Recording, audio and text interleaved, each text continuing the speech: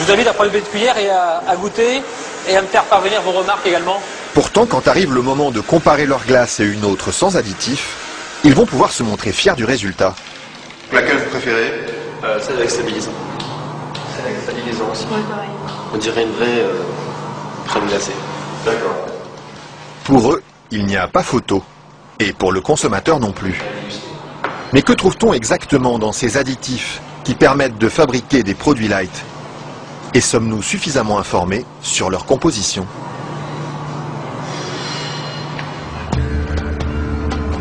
C'est à Vilvoorde, à quelques kilomètres de Bruxelles, que nous sommes allés chercher les réponses. Au bout de cette zone industrielle se cache une usine très discrète, filiale d'un des plus grands groupes chimiques européens.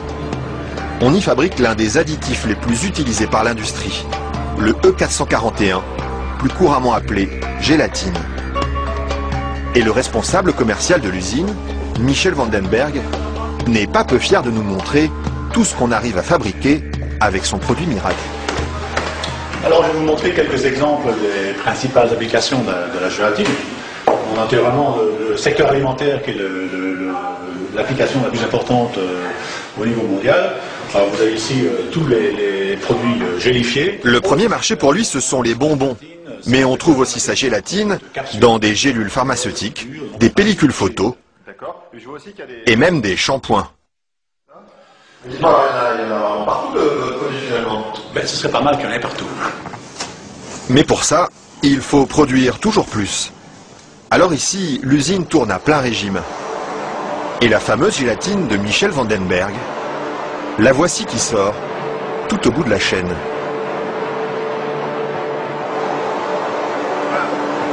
Ça c'est la fameuse gélatine. Ça c'est la gélatine.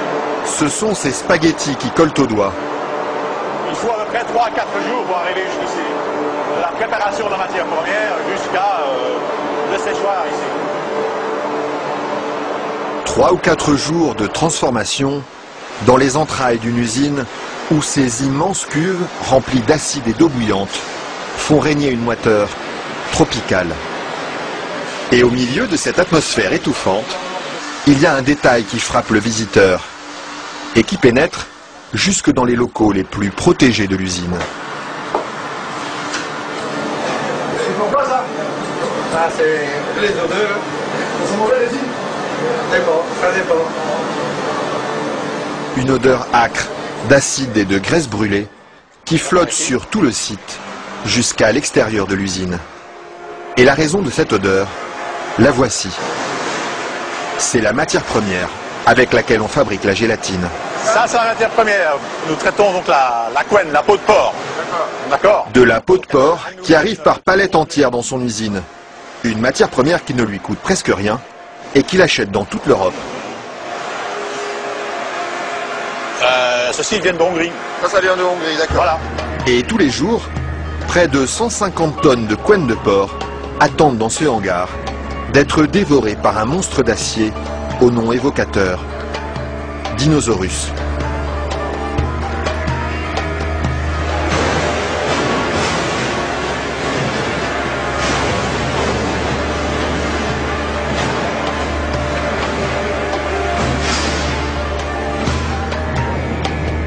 Grâce à cette matière première bon marché, Michel Vandenberg parvient à vendre sa gélatine à moins de 5 € le kilo.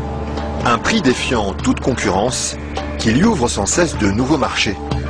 Et celui qui marche bien en ce moment, c'est justement le marché des produits light. Attendez, il faut pas filmer ça 1 minute.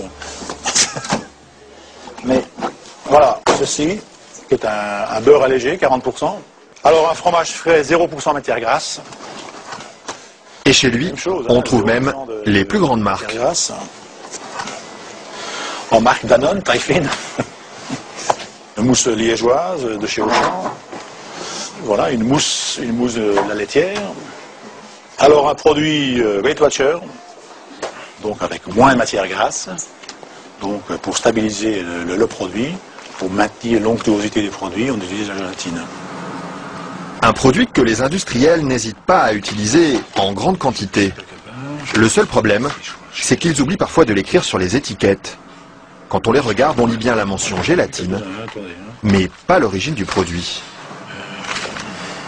Ils mettent gélatine, mais ils disent pas quelle est l'origine de la gélatine. Pourquoi? Ils assument pas que ce soit fait à partir de porc. C'est quoi le problème qu'ils ont avec ça? Non, mais je veux dire... Non, parce que c'est un problème, c'est un sujet très sensible. Ouais. Parce qu'il y a quand même les minorités, les minorités musulmanes, juives et autres, qui éventuellement ont des problèmes avec ça. Et ce serait bien justement de leur dire... Ça, je voudrais pas que...